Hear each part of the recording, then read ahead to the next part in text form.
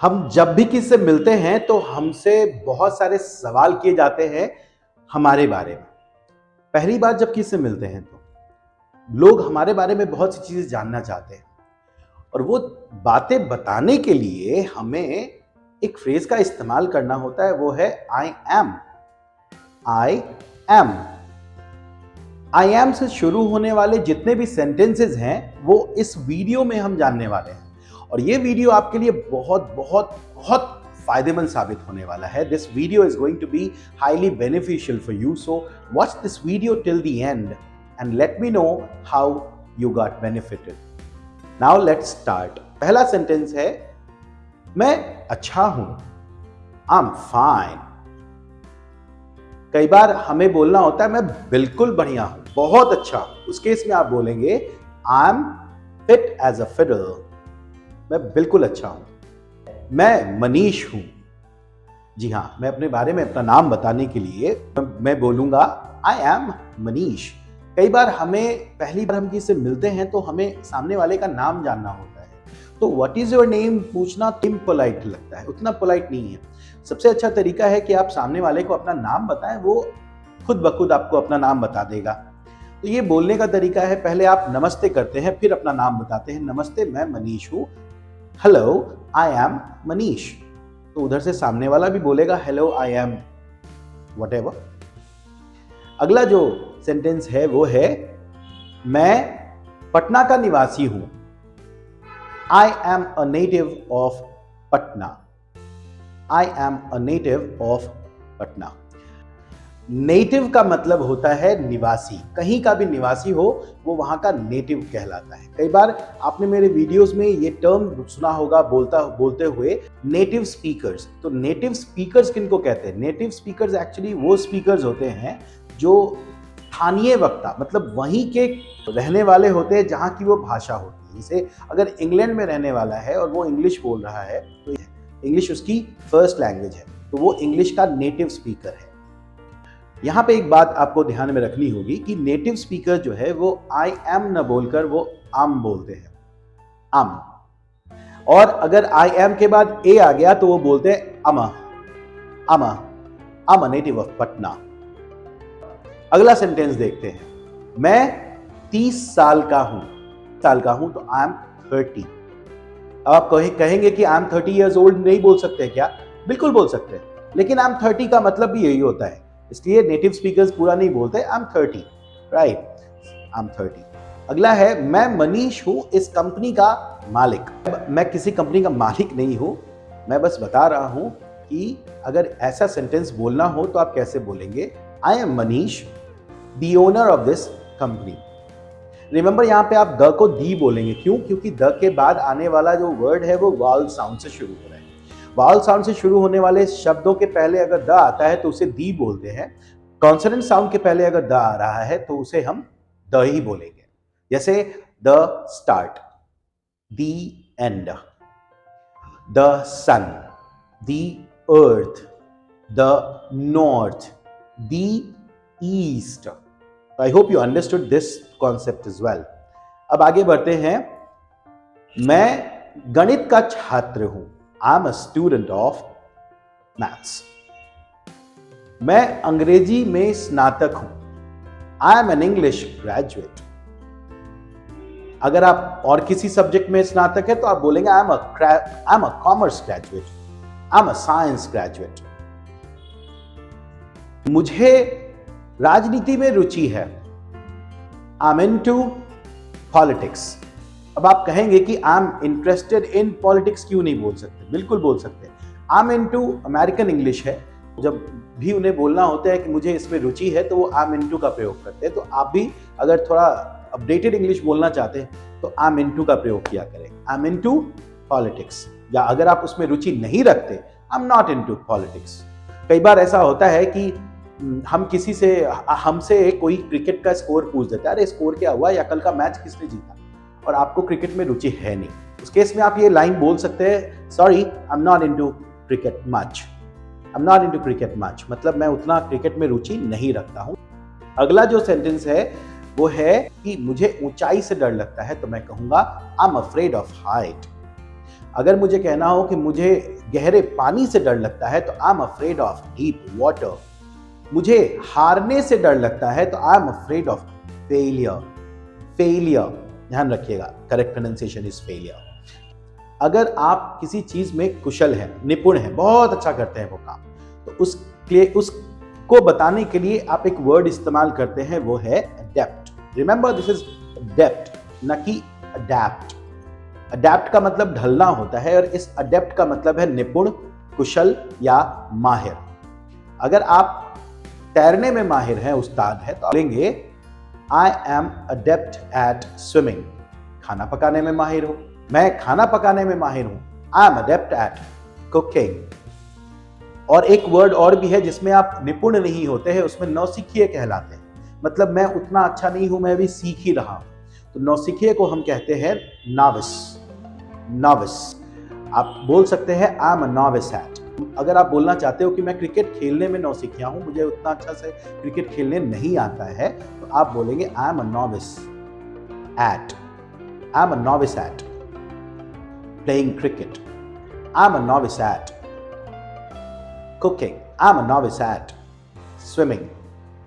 अगर आपको कोई चीज बहुत पसंद आती है तो आप एक फ्रेज है उसका इस्तेमाल करते हैं, a big fan of. I am a big fan of. आपके जो गेस्ट है वो आपसे पूछ रहे हैं what would you like to have, what would you like to have, आप क्या लेना पसंद करेंगे? Well, I am a big fan of biryani. मुझे बिरयानी काफी पसंद है। कई बार ऐसा होता है कि बाकी सारे लोग बिरयानी ऑर्डर कर रहे हैं, आपको बिरयानी उतनी अच्छी नहीं लगती, तो आप बोलोगे कि नहीं, मैं तो बिरयानी नहीं खाऊंगा, मुझे बिरयानी उतनी अच्छी नहीं लगती, तो आप कहेंगे I am not a big fan of biryani, I am not a big fan of biryani. अगर आपको अंग्रेजी बोलने में हिचकिचाहट होती है तो आप बोलोगे I am hesitant to speak English, I am hesitant to speak English. Sentence है कि मुझे जाड़े में सुबह उठने की इच्छा नहीं होती है। I am reluctant to get up early morning in winters. मैं हमेशा घूमने को इच्छुक रहता हूं, घूमने जाने को इच्छुक रहता हूं। I am always willing to travel, I am always willing to. ये रिलक्टेंट का उल्टा है, विलिंग। रिलक्टेंट का मतलब इच्छा न होना और विलिंग का मतलब इच्छुक होना। मुझे हमेशा इच्छा होती है कुछ नया इंग्लिश में आपको सिखाने की। I am always willing to teach you something new in English. तो आई एम विलिंग टू या I am always willing to. अगला सेंटेंस है, मैं महेंद्र सिंह धोनी का बहुत बड़ा फैन हूं, जबरा वाला फैन हूं। तो उसके लिए जो एक फ्रेज है हम यूज करते हैं वो है a die hard fan of, a die hard fan of. Die hard fan का मतलब होता है चाहे वो कितना भी खराब खेल ले फिर भी मैं उसका फैन रहूंगा, मेरी उसके लिए जो मेरा प्रेम है वो कम नहीं होने वाला है। तो मैं हूं उसका डाई हार्ड फैन, अ die hard fan. I am a die hard fan of Mahendra Singh Dhoni. आप भी मुझे बताइए कमेंट सेक्शन में आप किसके डाई हार्ड फैन हैं। यहाँ पे आप डाई हार्ड फैन की जगह आप एक और फ्रेज यूज कर सकते हैं, an ardent fan of, an ardent fan of. इसका भी मतलब वही होता है, बहुत जबरा वाला फैन, जबरा वाला फैन। ओके। अगर बोलना हो कि मैं अकेला हूं या मैं कुंवारा हूं और अभी किसी रिलेशनशिप में भी नहीं हूं, तो आप बोलेंगे आई एम सिंगल।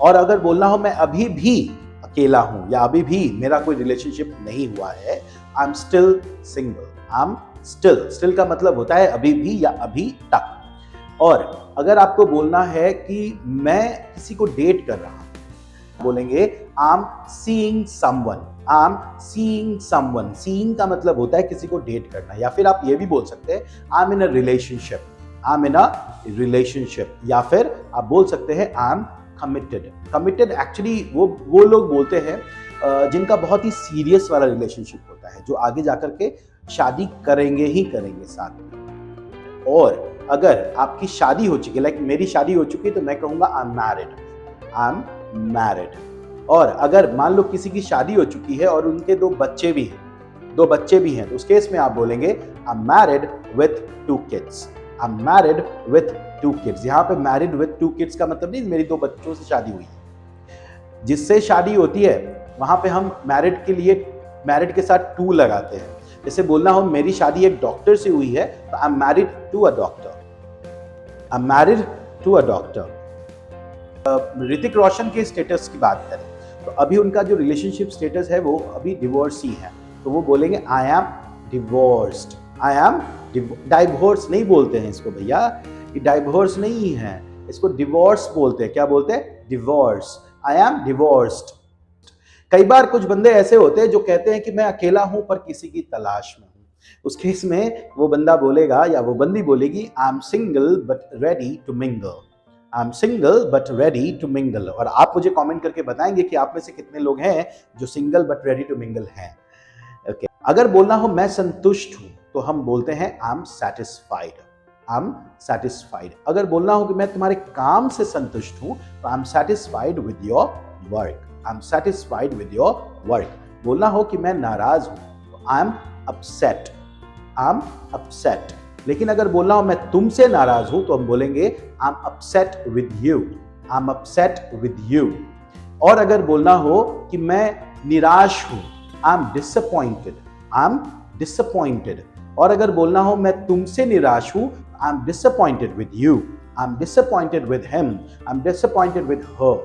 ऐसे कर करके हम बोल सकते हैं, विद लगाना होगा यहाँ पे।